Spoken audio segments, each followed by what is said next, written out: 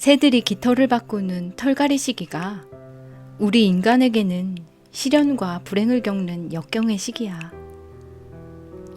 털갈이 도중에 멈춰버릴 수도 있지만 새롭게 거듭나 그 과정을 박차고 나올 수도 있지. 하지만 그게 남들 앞에서 드러내고 할 일은 아닌 게 그리 즐겁고 유쾌한 일이 아니거든. 그래서 안 보이는 곳으로 숨어드는 거야.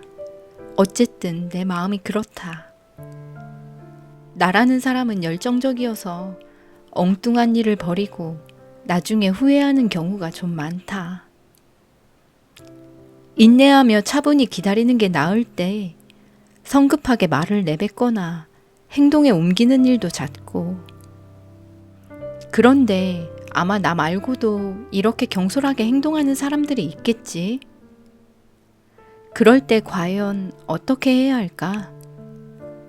경솔하게 행동한 사람들은 스스로를 위험하고 아무짝에도 쓸모없는 인간이라고 자책해야 할까? 내 생각은 달라. 오히려 모든 방법을 동원해 그 열정을 긍정적으로 활용해야 해.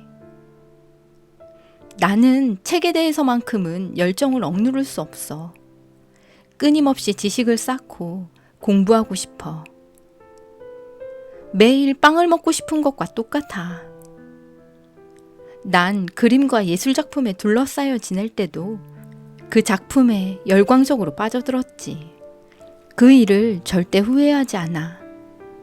그리고 그 세계에서 멀리 떨어져 지내는 지금도 여전히 그림나라가 그리워.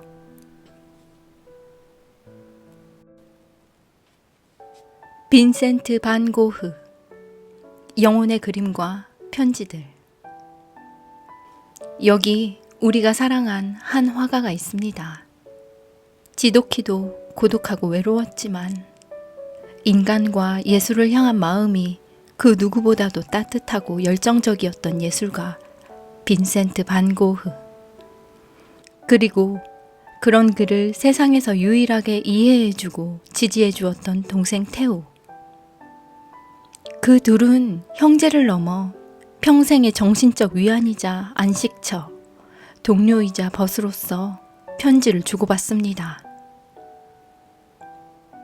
평소에 우울증을 앓던 빈센트는 1888년 아르에서 고갱과의 협업이 실패로 끝나며 첫 번째 발작을 일으켰고 이후 계속해서 졸도와 발작 증세에 시달리다 1890년 오베르에서 스스로 생을 마감했습니다. 형을 잃은 슬픔 때문인지 테오도 지병이 악화되어 반년 후에 사망했습니다. 이후 테오의 아내였던 요안나 봉어르가 두 형제가 주고받은 편지들을 읽고 빈센트의 작품 세계에 감동을 받아서 작품전을 기획해 개최했고 668통의 편지들을 직접 번역해서 책으로 출간하였습니다.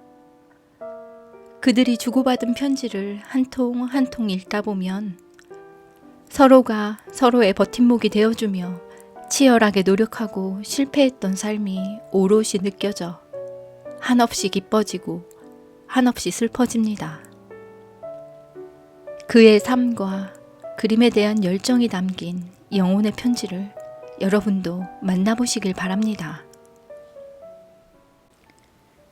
빈센트는 거듭된 실패의 와중에 테오가 그만두라는 말을 했다는 이유로 화가 나서 편지를 뚝 끊었는데 부모님께 그동안 생활비를 지원해준 사람이 테오였다는 말을 듣고서 다시 펜을 들었다. 사랑하는 테오에게 내게 편지하는 일이 썩 내키지가 않아서 그간 소식을 끊었었다. 여러 이유가 있어. 네가 어느 정도 남처럼 느껴지고 나도 네게 그런 존재 같다. 아마도 네가 생각하는 것 이상으로 그러니 이런 관계를 굳이 유지해봐야 서로에게 좋을 게 없어. 네게 편지해야 한다는 의무감만 안 들었어도 또는 그럴 필요만 없었어도 이 편지는 쓰지 않았을 게다. 에턴에서 소식 줬다. 네가 내 앞으로 50프랑을 보냈다고. 뭐 그래서 받았지. 마지못해서 우울한 마음으로. 막다른 골목에 몰린 듯한 혼란스러운 처지라 어쩔 수가 없구나. 그래서 고맙다는 말을 전하려고 펜을 들었어. 알고 있겠지만 난 보리나주로 돌아왔다. 아버지는 애턴 근처에 있으라고 하시지만 내가 거절했지. 아무리 생각해도 잘한 결정이다. 본의 아니게 가족들에게 이미 난 골치 아픈 존재, 이해할 수 없는 인간, 영 믿을 수 없는 인간이 되어버렸으니 가까이 있다 한들 누구에게 도움이 되겠어. 내가 집을 떠나 적당한 거리를 두고 마치 존재하지 않는 것처럼 사는 게 모두에게 이롭고 가장 합리적인 최선의 결정이라고 판단했다. 그래, 내가 그럴듯한 직업도 없이 떠돌아다닌 게 정확히는 기억나지 않지만 5년쯤 됐지. 이제 다들 나보고 이렇게 말해. 언제부턴가 쇠퇴하기 시작하더니 시들시들해져서 아무것도 안 한다고. 과연 그럴까? 간간히 밥벌이는 했어. 몇몇 친구들이 선의로 준 돈도 받았고. 근근히 먹고 살아온 게 사실이지. 또한 주변인들에게 신뢰를 잃은 것도, 호주머니 사정이 처참한 지경인 것도, 미래가 암담한 것도, 더 잘할 수 있었던 것도 사실이야. 밥벌이를 하겠다면서 시간을 낭비했고, 그간 알량하게 했다는 공부도 서글프고 절망적인 상황이다. 그런데도 부족한 것 투성이고, 어디가 끝일지도 모르겠어. 하지만 그렇다고 해서 날 쇠퇴했다고 말할 수 있을까? 내가 아무것도 안 했다고 할 수 있냐는 거야. 그러면 이렇게 묻겠지. 그럼 왜 계속하지 않았느냐고. 다들 바랐던 것처럼 대학에 가지 그랬느냐고. 내 대답은 하나뿐이야. 학비가 너무 비쌌어. 그렇다고 그 미래가 지금 내가 가고 있는 길과 연결되는 미래보다 더 낫다는 보장이 있어? 난 지금 이 길로 계속 걸어가야 해. 아무것도 하지 않고 공부도 하지 않고 찾아다니지도 않으면 내 삶은 실패로 끝날 텐데 이런 불행이 또 있을까? 그러면 또 이렇게 묻겠지. 궁극적인 목표가 무엇이냐고. 그건 차차 명확해질 거야. 서서히, 하지만 확실하게. 마치 크로키가 대생이 되고 대생이 그림이 되듯 진지하게 파고들면 어렴풋하고 모호하던 생각이 아이디어가 되어 뇌리를 스치고 결국 확실한 의견으로 굳어지는 거야. 그러니까 내가 이것도 저것도 다 부정한다고 생각해선 안 돼. 믿음을 버린 사람처럼 보이겠지만 내면의 나만의 믿음을 간직하고 있을 뿐만 아니라 아무리 달라졌다고 해도 난 여전히 같은 사람이야. 내 고민거리는 오직 이거 하나야. 나는 어디에 도움이 될까? 어떻게든 누구에게든 도움이 되고 유용한 사람이 될 수 있을까? 어떻게 하면 이런저런 지식을 더 많이, 더 깊이 알 수 있을까? 이런 고민거리가 끊임없이 날 괴롭히고 있어. 게다가 가난에 발목이 잡혀서 이런저런 일에서 배척당하고 꼭 필요한 것들도 언감생심 꿈도 못 꾸는 처지야. 그러니 우울할 수밖에 없고 우정이나 고귀하고 진지한 사랑이 있어야 할 자리에 공허함만 느껴지고 사기를 통째로 꺾고 좀먹는 끔찍한 좌절감에 시달릴 뿐만 아니라 운명은 애정이라는 본능에 장벽을 세워 가로막는 것만 같고 역겨움에 구역질이 솟구치기만 해. 그래서 이렇게 외치곤 한다. 도대체 언제까지입니까, 주님? 이제 어떻게 하면 좋을까? 내면에서 일어나는 변화가 외부로도 표현될까? 마음속에는 커다란 화덕이 있는데 불을 쬐러 오는 이 아무도 없고 지나가는 이들은 그저 굴뚝에서 나오는 작은 연기만 쳐다보다가 가던 길을 그대로 간다. 인간은 누구나 가끔은 멍한 순간을 겪는다. 그런데 간혹 남들보다 더 멍하게, 더 깊은 몽상에 빠지는 사람이 있어. 내가 그래. 내 잘못이지. 그런데 다 이유가 있었어. 이런저런 이유로 딴 데 정신이 팔렸거나 불안에 떨었던 거야. 하지만 다시 제대로 일어설 수 있어. 몽상가는 이따금 우물에 빠지기도 하지만 곧 다시 밖으로 걸어 나온다고 하잖아. 멍해 보이는 사람도 일종의 보상처럼 순간순간 정신이 또렷해질 때가 있어. 사람은 누구나 나름의 존재 이유가 있거든. 그걸 첫눈에 알아보지 못하거나 대부분 본의 아니게 정신이 팔려 깜빡 잊고 지나치는 거지. 그런데 이 사람은 폭풍우가 몰아치는 바다 위에서 이리저리 흔들리며 오랜 세월을 견딘 끝에 목적지에 도달하게 돼. 쓸모없는 인간 같았고 어느 자리에서도 아무 일도 못할 것 같았던 사람인데 번듯하게 자리를 잡고는 언뜻 봤을 때와는 달리 적극적으로 능력을 펼쳐 보이는 거지. 솔직히 지금 펜이 흘러가는 대로 이 글을 쓰고 있긴 하지만 네가 나를 게으르고 나태한 인간으로 보지 않았으면 하는 바람이 크다. 왜냐하면 게으른 사람 중에도 결이 다른 사람이 있거든. 천성이 비열하고 성격이 나태하고 무기력해서 게으른 사람이 있다. 네가 날 이렇게 여겨도 할 수 없지. 그런데 결이 다르게 게으른 사람은 어쩔 수 없이 게으른 거야. 속으로는 무언가를 하고 싶은 욕구가 타들어가는데도 아무것도 하지 않는 사람이야. 왜냐하면 형편상 아무것도 할 수 없고 일종의 감옥 비슷한 환경에 고립돼 있으며 생산적인 일을 하는데 필요한 것들을 갖추지 못한 데다 운명이 그를 이 지경으로 만들어놨기 때문이야.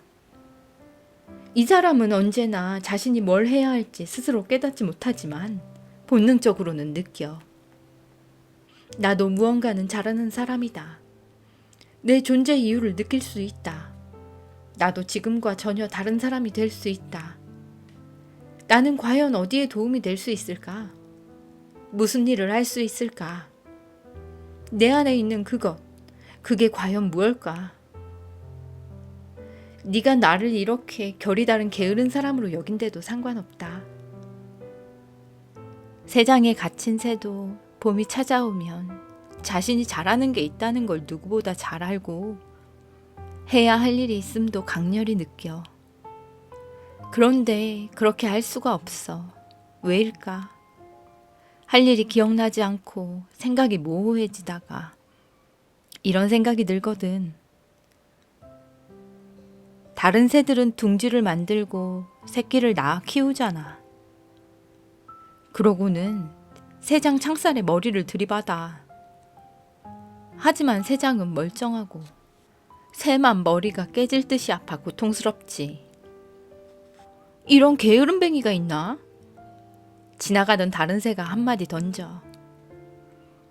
돈이 많아 놀고 먹는 녀석이라고. 그런데 새장에 갇힌 새는 죽지 않고 그대로 살아남아. 안에서 벌어지는 일이 밖으로 드러나지 않거든. 그냥 건강히 지내고 햇살을 받으며 그럭저럭 즐겁게 지내는 거야. 다만 철새들이 이동하는 계절이 찾아오면 침울해지지. 새장 속에 새를 봐주는 아이들이 묻는 거야. 필요한 건 다 가지고 있지 않냐고. 새는 천둥번개가 내려칠 것처럼 먹구름으로 가득 찬 하늘을 올려다보면서 속으로는 운명에 맞서고 싶은 반항심을 느끼게 돼. 나는 새장에 있어. 새장 안에. 그러니 부족한 게 있을 리 있겠어. 이 멍청이들아. 내겐 없는 게 없다고.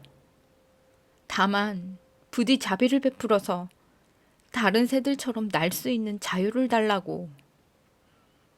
결이 다른 게으른 사람은 이 새장 속에 새 같은 사람이야. 사람들은 이따금 뭔지 모르지만 끔찍하고 소름 끼치고 아주 흉측한 감옥 같은 곳에 갇혀서 아무것도 할 수 없을 때가 있어. 그리고 내가 아는 한 해방의 시간 역시 찾아와. 뒤늦게라도 해방의 시간은 꼭 온다. 부당한 이유든 정당한 이유든 금간 명성, 가난, 피할 수 없었던 운명, 불행 이런 것들이 감옥의 죄수를 만들어내는 거야. 우리를 가두고 가로막고 묻어버리려는 주체가 무언지는 여전히 알 수 없지만 빗장, 철장, 벽은 여전히 느낄 수 있어. 이 모든 게 그저 상상의 산물일까? 난 그렇게 생각하지 않아. 그러면 이렇게 자문하겠지. 주님, 이게 얼마나 오래 갈까요? 앞으로도 계속 이어질까요? 영원히 계속될까요? 이 감옥을 사라지게 하는 게 뭔지 알아? 바로 진지하고 깊은 사랑이야. 친구가 되는 것, 형제가 되는 것, 사랑하는 것. 그게 바로 전능한 힘으로, 강력한 마법으로 감옥의 문을 여는 열쇠가 되는 거야. 하지만 그 사랑을 갖지 못한 이들은 그렇게 죽음 안에 머무는 거지. 연민의 정이 태어나는 곳에 생명이 태어나는 거야. 그 감옥은 시시각각 다른 이름으로 불려. 편견, 오해, 이런저런 것에 대한 치명적인 무지, 불신, 왜곡된 수치심. 다른 얘기를 하자면 내가 꺾이고 시들해지는 동안 넌 우뚝 일어섰다. 내가 연민을 잃었다면 넌 그걸 얻었고 난 그래도 만족해. 진심이고 앞으로도 계속 기뻐할 거야. 만약 네가 경솔하고 가벼운 사람이었다면 내가 걱정했겠지. 기쁨의 날이 길지 못할 테니까. 하지만 너는 분명 진지하고 사려 깊은 사람이니 오래도록 기뻐하리라고 믿는다. 다만 네가 이 형을 형편없는 게으름뱅이가 아닌 다른 존재로 바라봐준다면 마음도 편하겠구나. 그리고 혹시라도 형이 널 위해 할 수 있는 게 있다면, 내게 도움이 될 만한 일이 있다면 언제든 이야기해라. 내가 네 도움을 받았듯 너도 내 도움을 받을 수 있는 거니 어떤 식으로든 내가 도울 일이 있을 때 주저 말고 말해주면 좋겠다. 신뢰의 의미로 생각하마. 서로 떨어져 살았던 만큼 여러 면에서는 달리 보고 달리 생각할 수도 있겠지만 언젠가는 서로 도울 일이 있을 거다.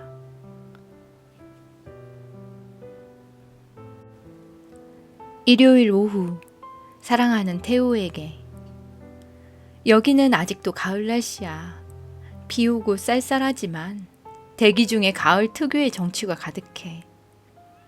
특히 인물화를 그리기에 좋은 게 길이며 도로가 비에 젖어서 하늘이 반사되어 비치는 위로 걸어다니는 각양각색의 행인들을 보는 재미가 있어. 네가 참 많이 보고 싶어서 네 생각 많이 한다. 네가 편지에 적었던 몇몇 파리 예술가들의 특징 말이야. 여성과 동거하며 다른 예술가들보다 씀씀이가 인색하지 않고 조금이라도 젊음을 간직하려 애쓰는 그 사람들에 대한 묘사. 정말 정확한 것 같아. 여기에도 그런 자들이 있다만 아무래도 파리가 더 힘들겠지. 파리에서 일상생활을 꾸려가며 그런 젊음을 유지하기란 거의 언덕을 거슬러 오르는 것처럼 힘들 테니까. 파리에서는 사람들이 얼마나 절망적이냐. 차분하고 이성적이고 논리적이며 올바른 방식으로 절망으로 빠져든달까. 얼마 전에 타사일에 대해 비슷한 글을 읽었어. 굉장히 좋아하는 작가였는데 그의 고통이 참 마음 아프더라. 그래서 더더욱 예술에서의 모든 시도는 존중되어야 해. 성공할 수도 있지만 실패를 겪었다고 절망부터 할 일은 분명 아니야. 이것저것 다 안 될 수도 있고 애초에 목적했던 것과 다른 결과를 맞을 수도 있지만 어떻게든 용기를 내고 다시 일어나는 게 중요해. 네가 언급한 이들의 인생이 진지하거나 성숙하지 못했다고 해서 내가 경멸하거나 낮잡아 본다고는 생각하지 말아라. 결과는 추상적인 생각이 아니라 행동으로 보여줘야 한다는 게 내 생각이야. 또한 원칙이라는 건 행위로 이어질 때 의미가 있고 말이다. 무언가를 깊이 숙고하고 성실한 자세로 임하는 게 좋은 이유는 그 과정을 거치면서 의지가 더 단단해지고 실천력이 커지기 때문이야. 네가 말했던 자들 보다 신중하게 처신했더라면 더 꾸준히 굳건했겠지.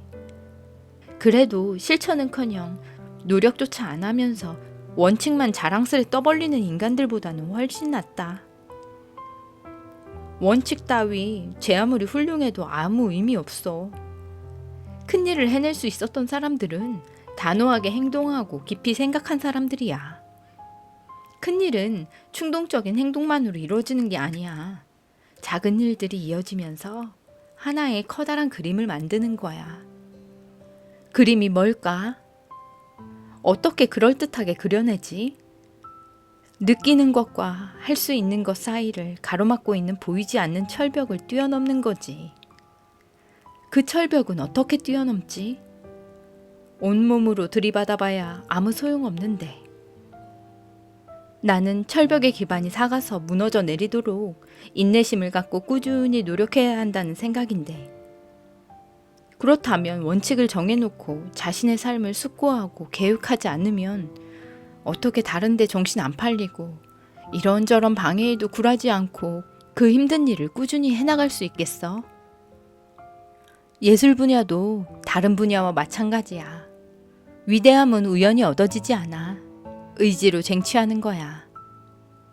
애초에 행동이 원칙으로 세워졌는지 아니면 원칙에서 행동으로 이어졌는지를 따져보는 건 불가능하고 또 무의미해.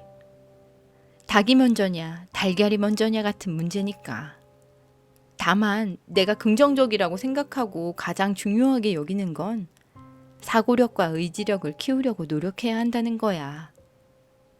조만간 나의 인물화 최근작들을 보면서 네가 어떤 생각을 할지 궁금하다. 역시 그림도 닭이 먼저냐 달걀이 먼저냐의 문제야. 애초에 인물을 구도에 맞춰서 그릴 건지 제각각 그린 인물들이 모여서 어떤 구도가 형성된 건지 결국은 똑같은 문제인 셈이지. 그래서 항상 노력해야 하고. 네가 편지에 썼던 결론을 인용해보면 너나 나는 무대 뒤에서 바라보는 걸 좋아하는 편이야.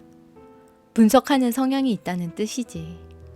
그림을 그리려면 이런 성향이 꼭 있어야 한다고 생각한다. 이 성향을 활용해서 스케치를 하고 색을 칠해야지. 어느 정도는 타고났겠지만 예술적 감각이 구체적으로 드러나며 무르익는 건 노력과 연습을 통한 아주 나중의 일이야. 어떻게 해야 널 화가로 만들 수 있을지는 모르겠지만 내게는 확실히 소질이 있고 그렇게 될 수 있어. 사랑하는 태우에게 요즘 건강은 어떠냐? 구리비 박사는 종종 찾아가니? 누벨 아텐에서 나눴다는 대화 내용 상당히 흥미롭더라. 너도 포르티 씨가 가지고 있는 대부탱의 작은 초상화 잘 알 거야. 시인, 음악가, 화가 등 대부분의 예술가들이 물질적으로 가난한 건 참 신기한 현상이야. 모파상에 대한 최근의 네 지적이 그 사실을 확인해 주었다. 영원한 숙제를 다시 건드린 셈이거든.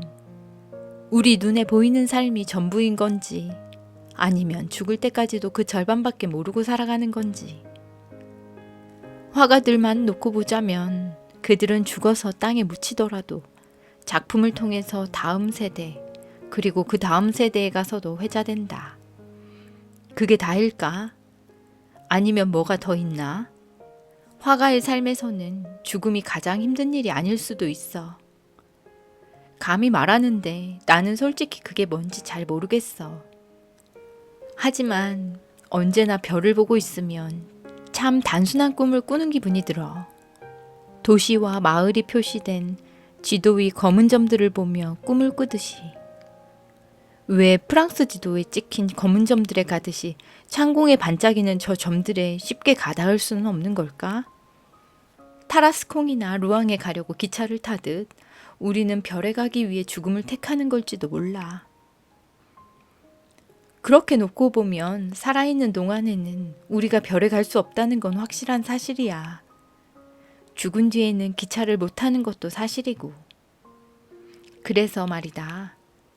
증기선이나 승합마차, 기차 등이 지상의 교통수단이듯 콜레라나 신장결석, 폐병, 암 등이 천상의 교통수단이 아니라고 단정할 수도 없을 것 같아.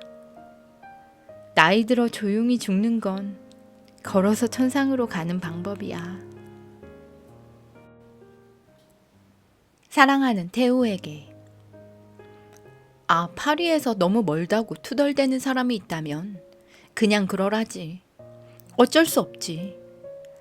가장 위대한 색채의 대가 외젠 들라크루아가 프랑스 남부는 물론 아프리카까지 가봐야 한다고 판단했던 이유가 뭐겠어?